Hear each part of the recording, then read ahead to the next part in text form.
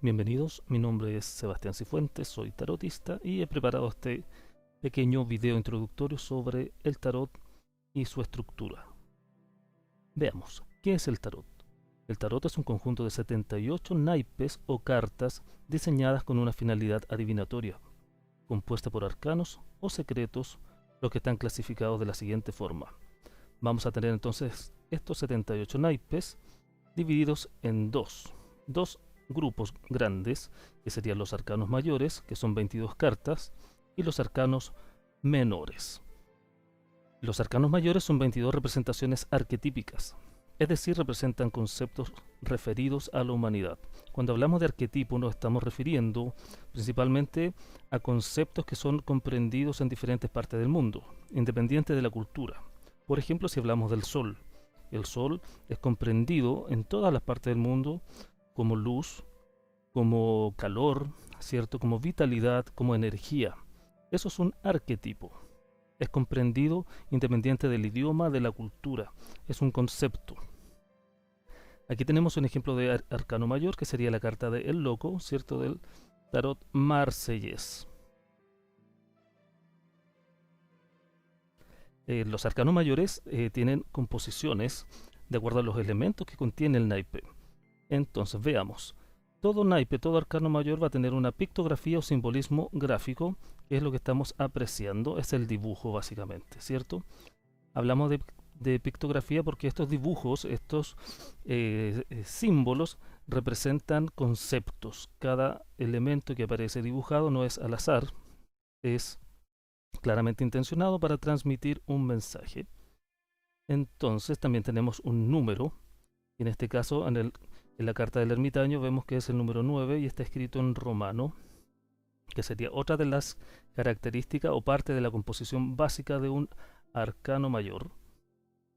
Y también tenemos el nombre, que es la parte verbal, ¿cierto?, del arcano. En este caso es la carta del ermitaño.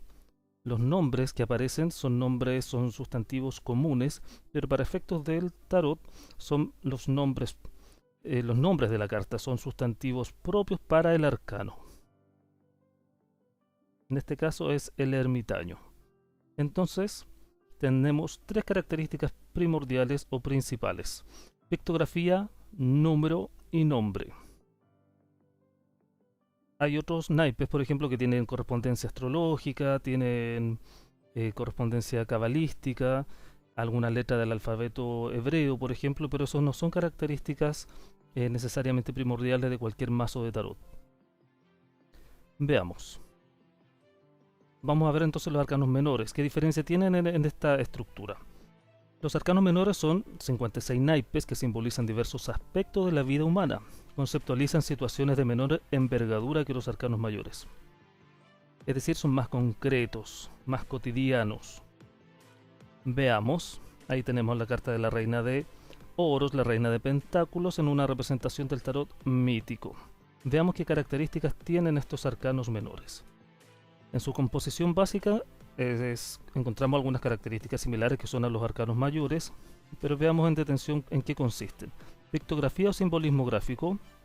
En este caso, por ejemplo, vemos este sector que estoy apuntando, mostraría la pictografía, que en este caso vemos los 5 pentáculos y dos personas aparentemente enfermas o en alguna situación de indigencia, ¿cierto? Pero claramente podríamos comprender de que el significado no es necesariamente positivo, o que algún aspecto de la vida humana relacionado con la enfermedad o la pobreza podría estar representando esta carta. Tenemos también aquí el palo, que esto ya es algo distinto. En el palo vamos a encontrar los oros, bastos, copas y espadas. En este caso el palo es oro o pentáculo. Y además los arcanos menores tienen una secuencia que puede estar representada por un número o por un personaje de la corte.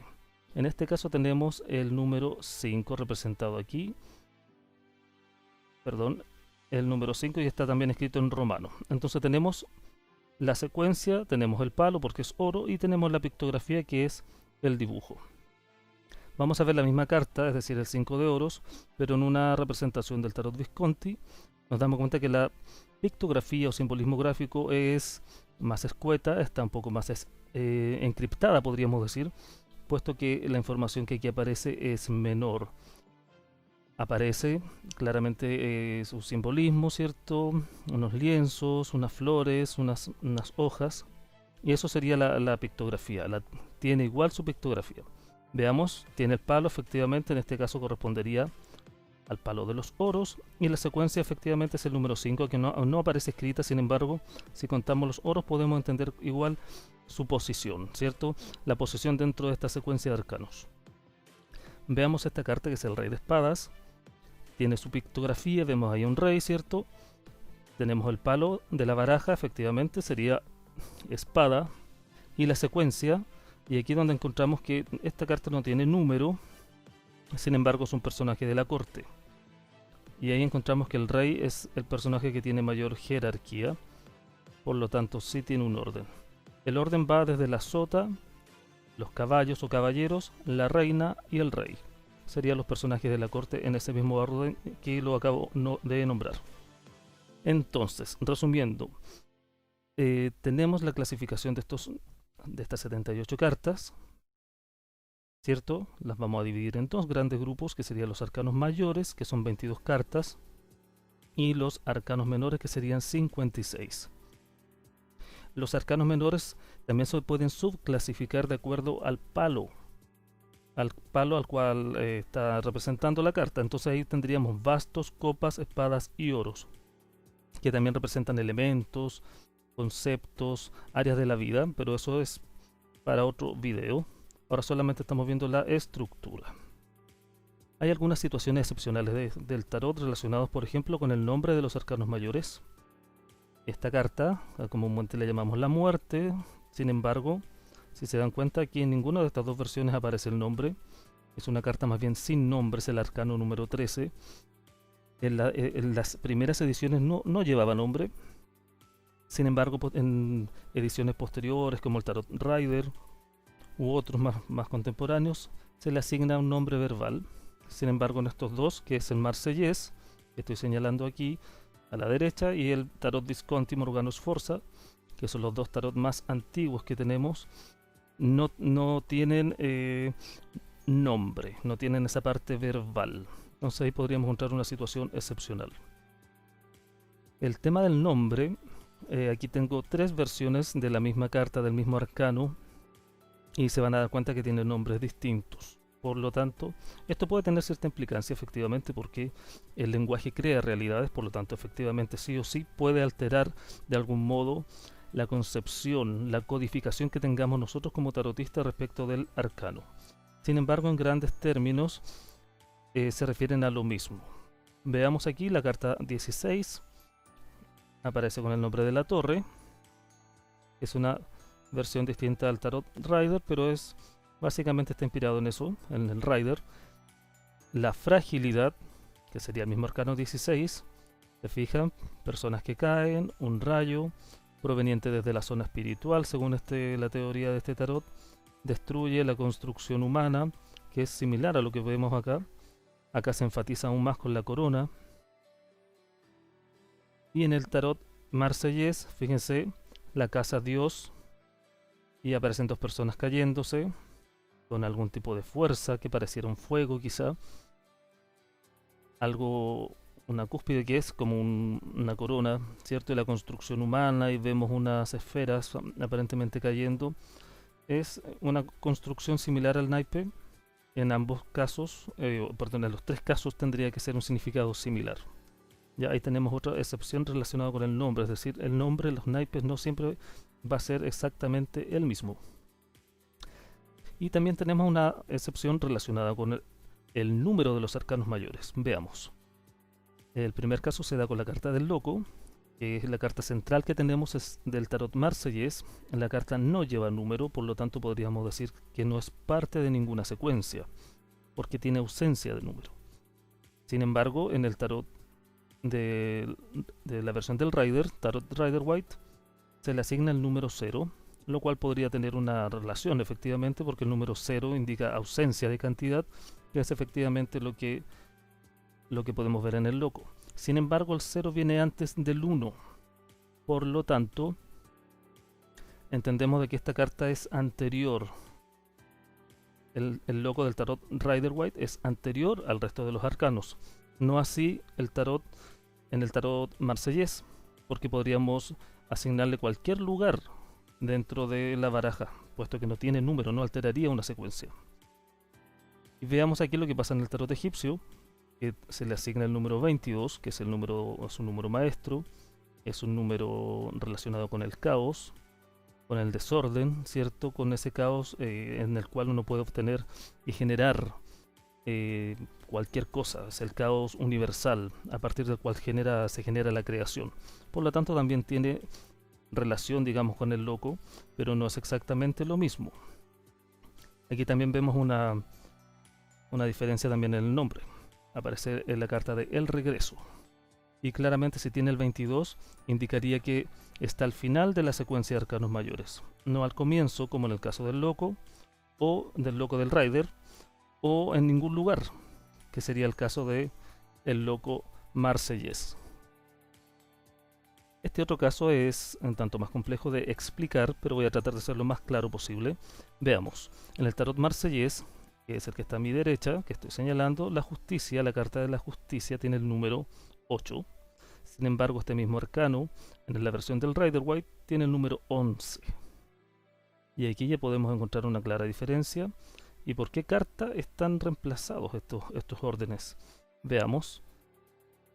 Para Rider-Waite, la carta número 8 no sería la justicia, sino que sería la carta de la fuerza. Y en el caso contrario, para el tarot marsellés, la carta de la fuerza sería la número 11. Si nos damos cuenta, en el marsellés, y ya les había mencionado en este mismo video, que esta es una versión mucho más antigua. Data aproximadamente entre el año 1000 y 1500, como después vamos a ver que lo menciona Marion Costa. Aquí vemos que la carta número 8 es la justicia en el tarot marsellés, lo cual tiene una correspondencia con la numerología. El 8 es el número de la justicia, el 11 es un número maestro relacionado claramente con la fuerza y el deseo. Por lo tanto, aquí efectivamente tiene una correlación. Entonces podríamos que esto quizá está incorrecto, que es distinto. Sin embargo, esto sí tiene una justificación, es decir, hay una justificación de que Rider-Waite tenga el número 11 a la justicia y el número 8 a la fuerza, y eso es por una correspondencia astrológica. Veamos, el primer signo o la casa número 1 está representado con el signo de Aries, y eso está representado por esta carta, que sería el emperador. Entonces, si el emperador, que es el arcano 4, ocupa el primer lugar, el arcano 5 debería estar en el signo de Tauro, que es el sumo sacerdote, y efectivamente es así. Géminis, los enamorados. Cáncer, el carro. Y Leo, que sería el arcano 8, tendría una relación con la fuerza y no con la carta de la justicia desde este punto de vista. Después tendríamos el 9 al ermitaño, que tiene una relación con el signo de Virgo. El número 10 sería el planeta Júpiter, por lo tanto no está dentro del zodiaco, o al menos no como signo, ¿cierto? Sería solamente un planeta. Y el número 11 correspondería a Libra, y Libra claramente tiene una asociación directa e indiscutible con la justicia. Entonces, desde el punto de vista de Rider-Waite, efectivamente hay una correspondencia astrológica que justificaría el cambio de número. Veamos, esa sería una de las excepciones. Y esto no es una excepción, pero sí es una forma de explicar de que no todas las ediciones, no todas las versiones del tarot vienen necesariamente enumeradas. Por ejemplo, aquí vemos la carta del mago, que sabemos que su número sería el 1, número del comienzo, de los inicios. Sin embargo, en estas dos versiones, tanto en el tarot mítico, por ejemplo, como en el tarot Visconti, no lleva número. Por lo tanto, es posible que encontremos algunas ediciones que no vengan los arcanos numerados. Sin embargo, desde mi punto de vista, considero que es parte de la identidad del número. porque tiene un significado, es parte del significado del arcano. Entonces, eso sería básicamente con lo relacionado con el número de los arcanos mayores. Y también hay una excepción relacionada con el palo en los arcanos menores. Recordemos que el palo está referido al elemento, pero que está simbolizado por las copas, el oro, las espadas y los bastos. En este caso vamos a encontrar una discrepancia principalmente con el tarot egipcio, en donde las cartas arcanos menores, no aparecen clasificadas por palo, sino que aparecen como parte de una secuencia. Y podemos ver aquí la carta número 25 sería la carta que nosotros consideramos como el caballo de bastos. En esta carta, la carta 25 aparece como el argonauta, por ejemplo, que representa un viajero, ¿cierto? Una persona aventurera que se embarca, ¿cierto? Como el mito del Argos, el mito griego. También ahí se ve una oscilación emocional, ¿cierto? Podemos entender que el significado de la carta. Sin embargo, en el caballo de bastos vemos un caballero, ¿cierto? Con el elemento fuego predominante, el basto, la virilidad, ¿cierto? Y el caballo que parece mandarse solo. Entonces tenemos una asociación, los significados son semejantes, no idénticos, pero sí tienen una correspondencia. Pero la diferencia está en que la carta egipcia por lo menos no va a clasificar el arcano menor por palos. Otro ejemplo del tarot egipcio podemos encontrarlo en la carta 77, y para ello se llama la desorientación, y que para nosotros ese mismo arcano, de manera correlativa, encontramos en la carta número 2 de oros, el arcano 2 de oros, que también tiene una suerte de inseguridad, de estar en un periodo de oscilación, de confusión, ¿cierto? Una carta de sopesar fuerzas que podría tener estrecha relación con la desorientación del tarot egipcio. Con estos dos ejemplos yo creo que estamos claros de cómo funciona, y sería como la última excepcionalidad que podríamos ver el día de hoy. Para Sally Nichols, el tarot es sumamente complejo. Ella es psicóloga, y para ella dice que los dibujos de las cartas del tarot cuentan una historia simbólica, como nuestros sueños nos llegan desde más allá del nivel de la conciencia y están lejos de ser comprendidos por la inteligencia. Entonces para ella el tarot, esta simbología, no necesariamente se tiene que explicar por la lógica, sino que por el contrario, es igual que los sueños. En los sueños ocurren cosas confusas.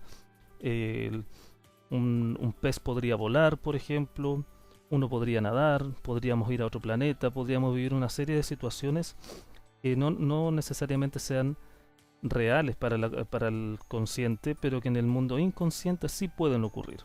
Y es ese tipo de lenguaje el cual deberíamos emplear. Con ese lenguaje deberíamos codificar y decodificar cada una de las cartas, con esa parte más intuitiva.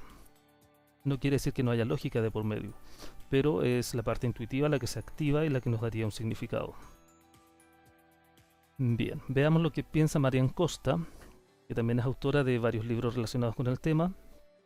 Dice aquí: el tarot surge en el año 1000 y 1500 después de Cristo, construido probablemente por sabios y filósofos de las tres grandes religiones, católica, judía e islámica, y que tenía probablemente la posibilidad de ser una especie de catedral nómade o libro casi mudo porque la gente no leía en esa época.